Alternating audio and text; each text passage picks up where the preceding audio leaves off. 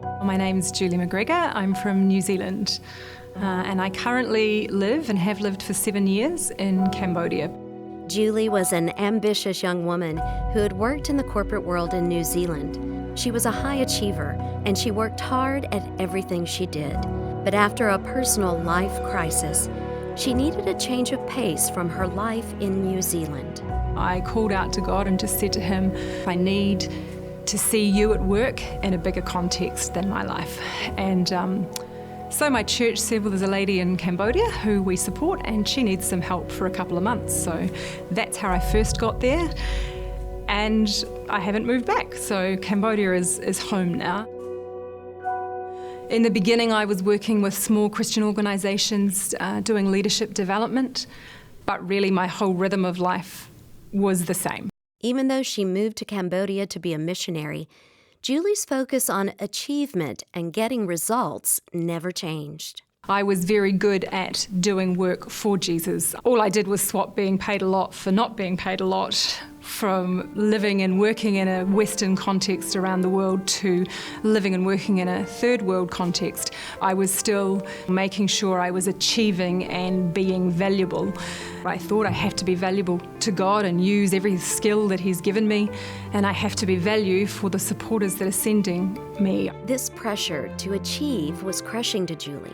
So she began seeking the Lord, asking Him to uncover the root of her desire for success. And my identity, He showed me, was caught up in achieving.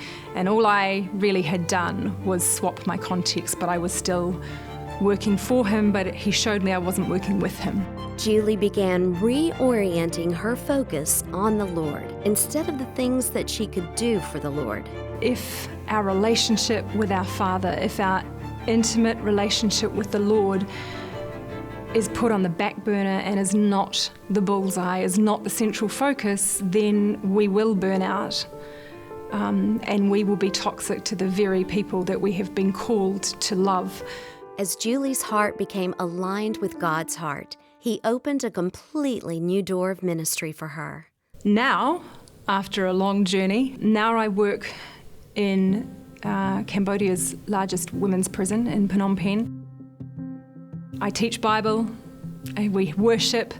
I've never been to seminary. I'm completely unqualified to be doing what I'm doing, yet God truly is so strong in my weakness. The women in my class, which has grown over the last 5 years from about 6 people to 40, is made up of women from all over the world, every continent.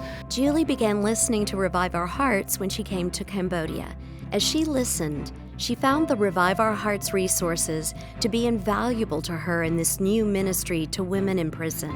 God has used Revive Our Hearts, Nancy, and the podcast on the app. Thank goodness for the internet that I can actually access these resources from a place like Cambodia. It doesn't matter the time zone I'm in, and it doesn't matter that we don't have shops or places that I can go to access resources like you can in this country.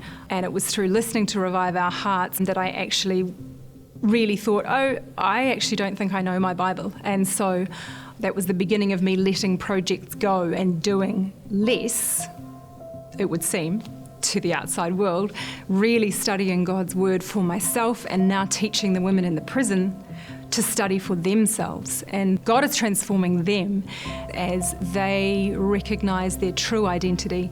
I am so grateful. I have no idea how I would have done a lot of the ministry that I've done in the last couple of years if I hadn't had access to the Revive Our Hearts podcast.